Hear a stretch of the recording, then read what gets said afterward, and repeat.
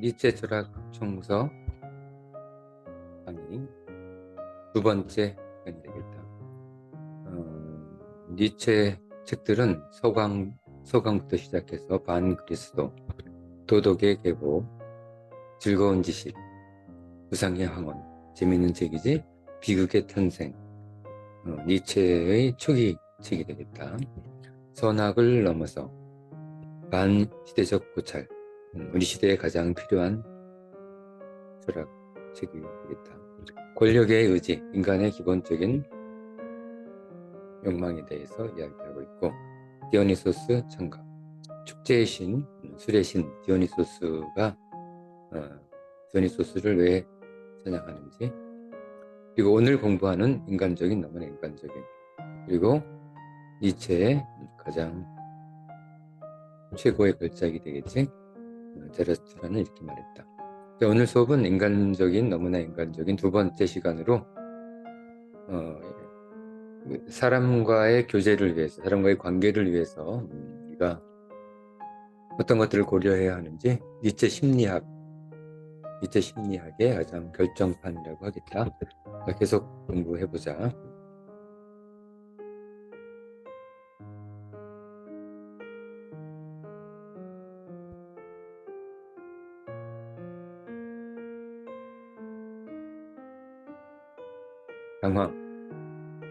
당황해서 어찌할 바를 모르는 사람을 돕고 진정시키는 가장 좋은 방법은 그를 확실하게 칭찬하는 것이다.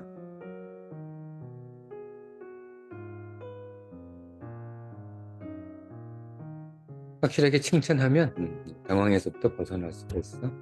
그래서 우리가 다른 사람을 진정시킬 수 있는 방법은 그를 칭찬하는 거야. 칭찬해주면 칭찬이 마음을 바로 진정시키고 안정시켜준다. 이거는 칭찬과 진정이 어떻게 관련되는지는 잘 생각해 보기 바랍니다. 자, 다음 이야기.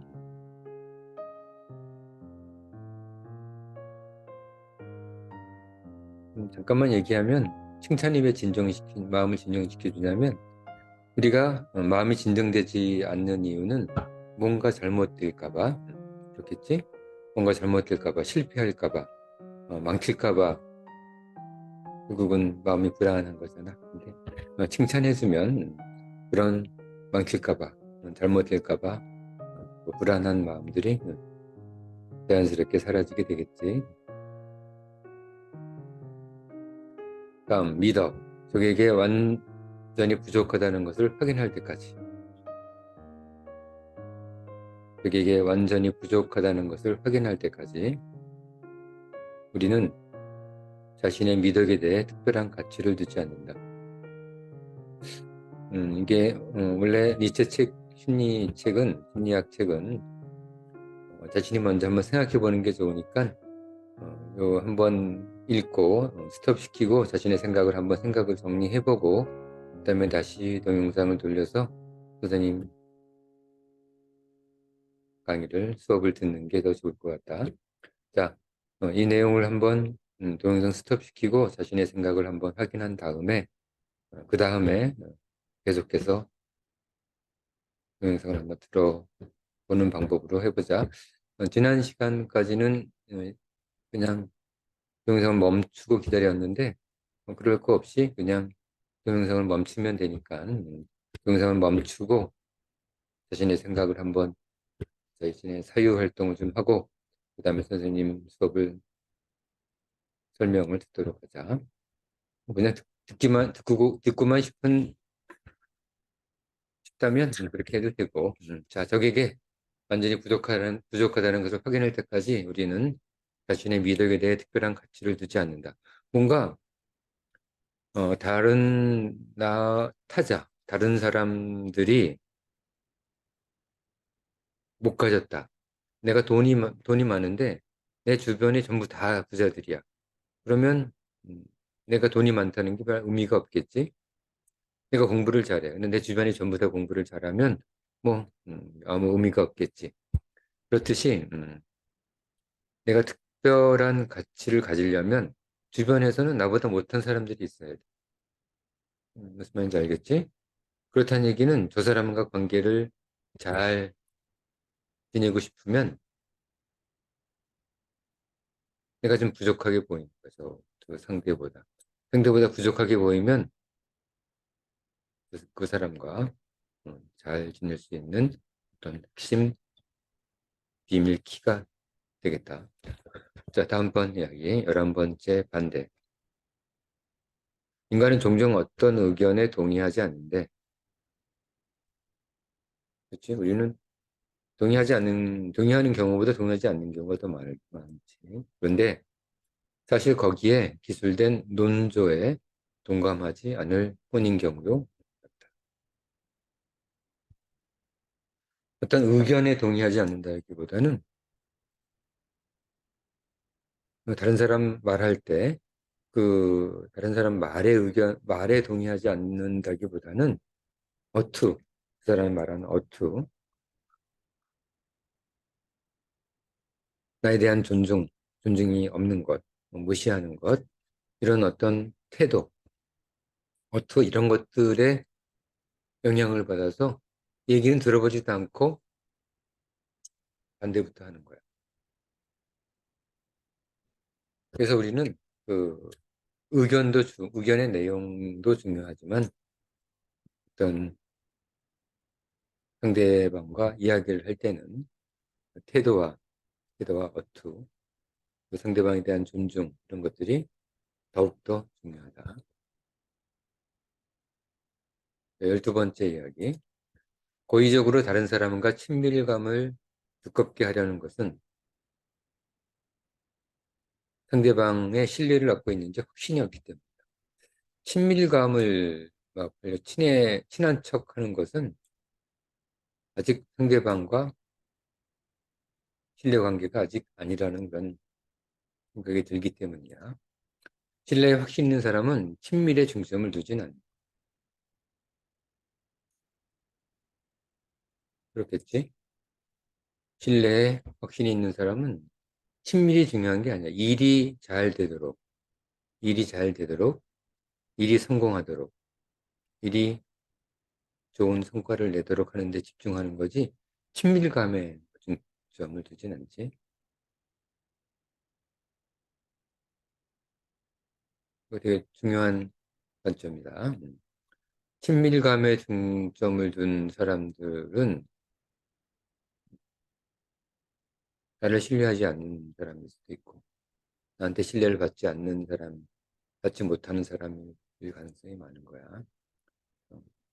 진짜 서로 신뢰 관계가 있다면, 신뢰에, 친밀에 중점을 두지는 않는다.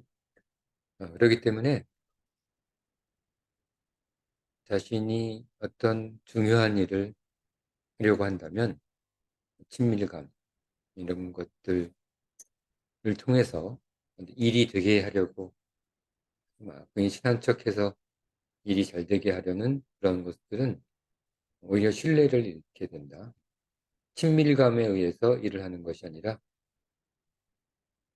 일의 목적, 일의 내용, 일의 합리성, 이런 것들을 가지고 상대방을 설득해야지, 친밀감을 가지고 설득을 하면 오히려 신뢰감이 떨어지고 일을 실패하기 십상이다. 자, 다음 이야기. 그것도 마찬가지로 선생님이 수업 강의하기 전에, 선생님 설명하기 전에 본인의 생각을 한번 정리하고 선생님 강의를 듣도록 해라. 자, 13번째. 다른 사람과의 관계에서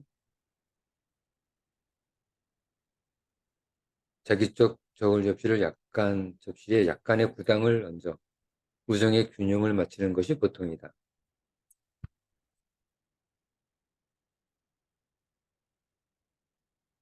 보통은 내가 해주는 거가 더 많다고 생각을 하는 거야. 사람들과의 관계에서. 나는 10이란 것을 했는데 나는 5밖에 못 받았다. 난 10이란 걸 했는데 9밖에 못 받았다. 내가 조금 더 많이 했다. 또는 내가 조금 더 뛰어나다. 내가 조금 더 대접을 받을 만하다. 이렇게 생각하는 경우가 많은 거야. 자기 쪽 저울 접시에 약간의 저울추를, 부당한 저울추를 얹어놓는 거지, 우정에는. 사람들 관계에 있어서. 사람들 관계에 있어서 자기 쪽에 저울추를 넣는다는 얘기는 결국은 누군가 나를 대우해 주기를 바라는 거야. 그래서 정말 어떤 사람과 교제를 잘 하고 싶으면, 관계를 좋게 하고 싶으면 그들을 존중해 줘야 돼. 누구나 이렇게 자신이 조금 더 뛰어나다고 생각하기 때문에 그걸 인정해 주는 사람하고는 벽이 허물어지게 돼 있지. 다음, 교육자, 가장 위험한 의사는 최고의 배우가 그런 경우가 많다. 그는 의사인 척하면서 사람들을 완전히 변호시키기 때문이다.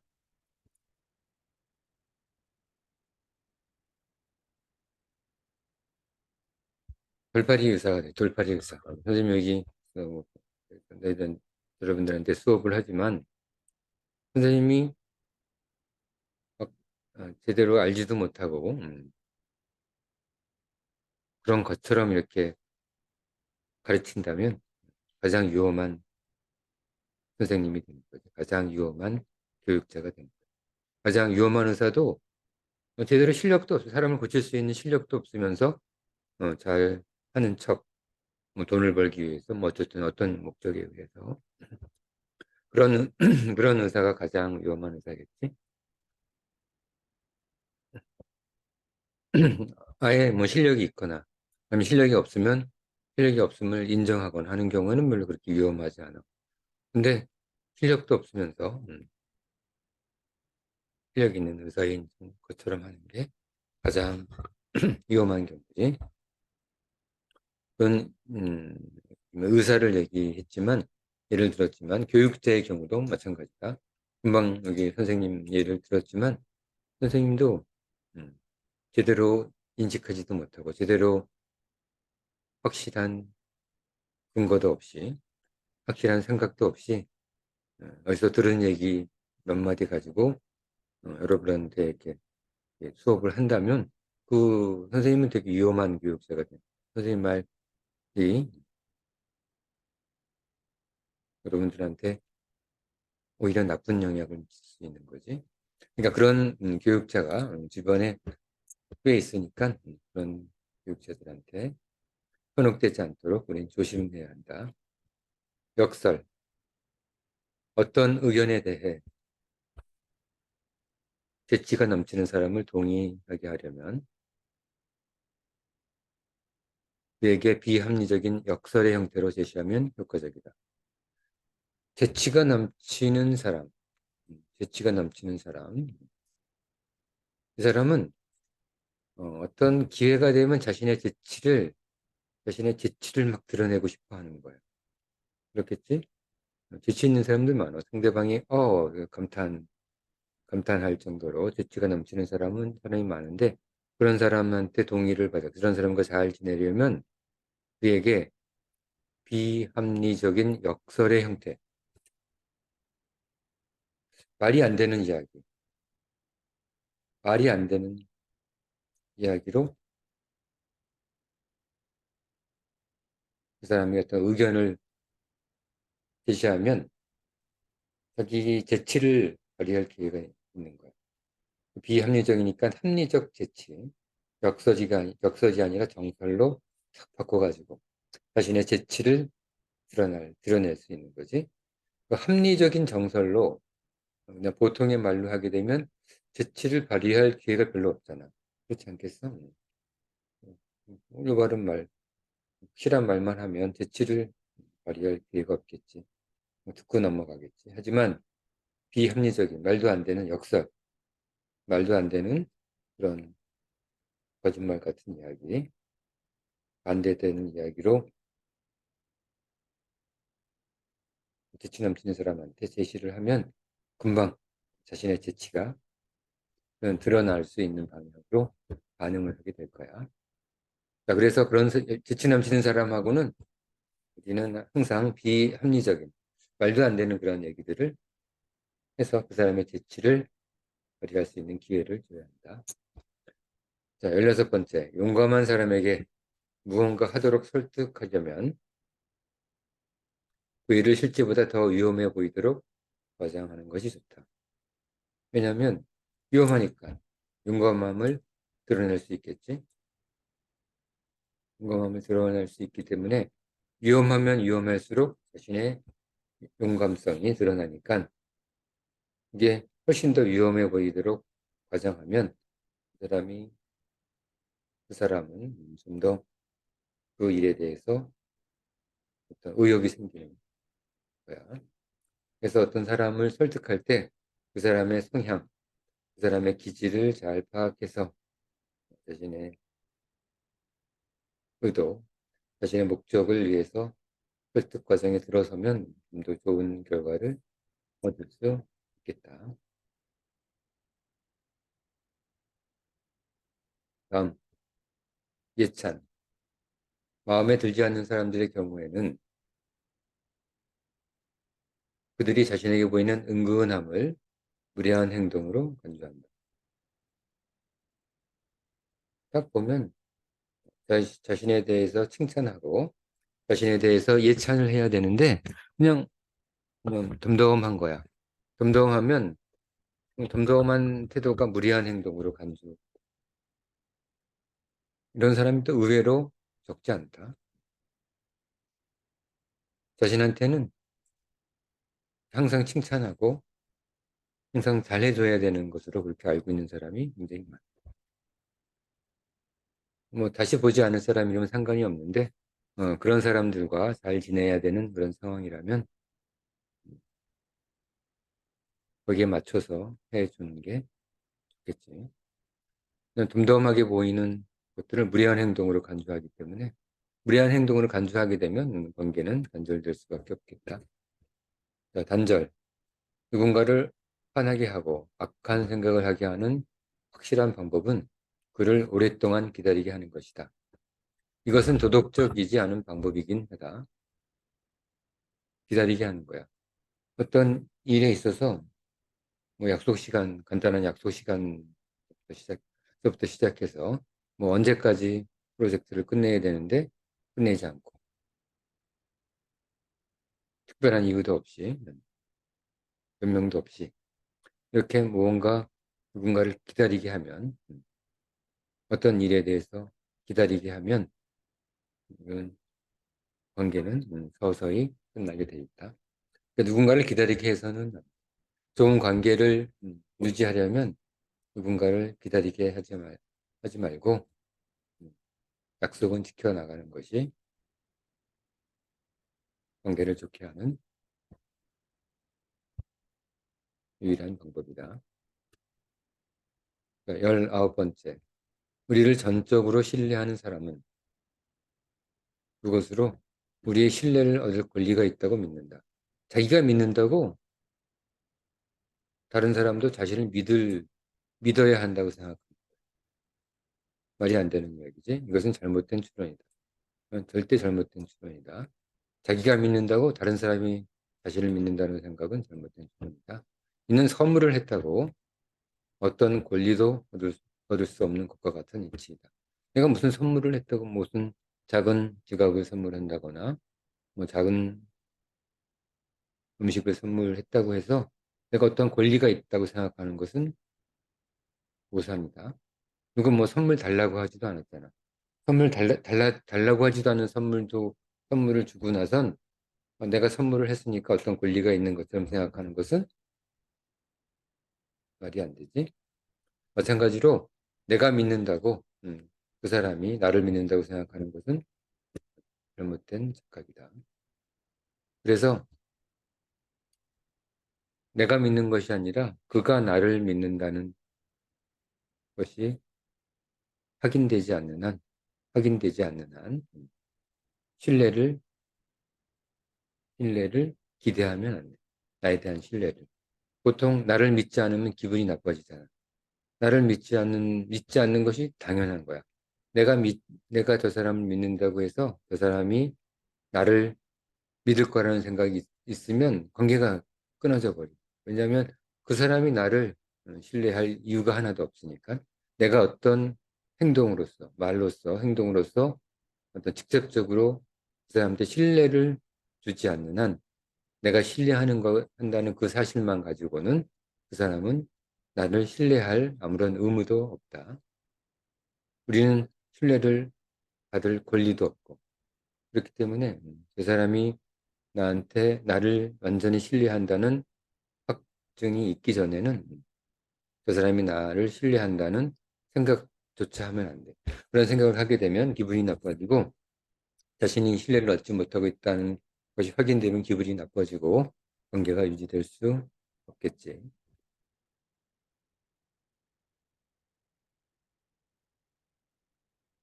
우리가 누군가에게 손해를 끼쳤을 때 적절한 보상을 해도 원래 관계를 복원하기는 쉽지 않다. 그렇겠지. 이때 그가 우리에게 다시 호감을 갖게 하려면 어떻게 하면 될까? 우리에게 농담을 하거나 익사를 부릴 기회를 주는 것만으로도 충분한 경우가 적지 않다. 저 사람을 화나게 했을 때, 손해를 끼쳤을 때 또는 화나게 했을 때 그 관계를 복원하게 하려면 다시 호감을 갖게 하려면 우리는 그 사람이 나에게 익사를 부릴 기회, 나에게 농담을 할 기회를 만들어 봐야 돼. 쉽지는 않을 수도 있겠지.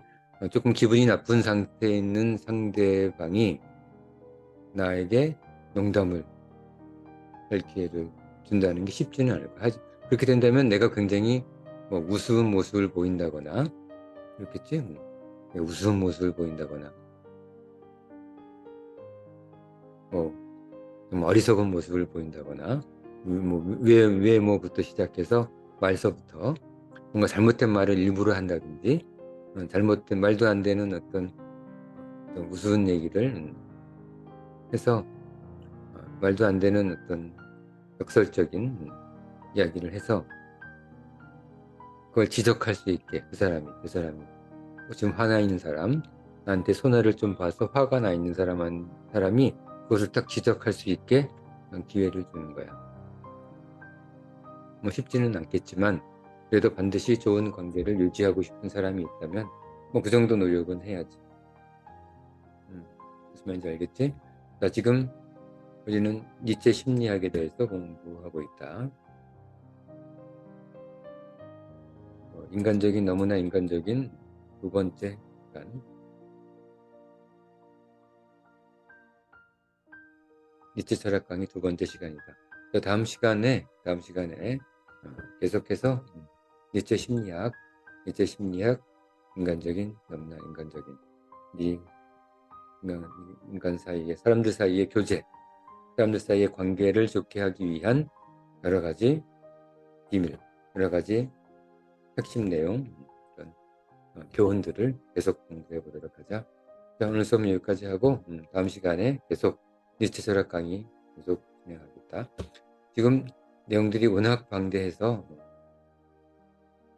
오랫동안 아마 들어야 될 거야. 자, 오늘 수업 여기까지.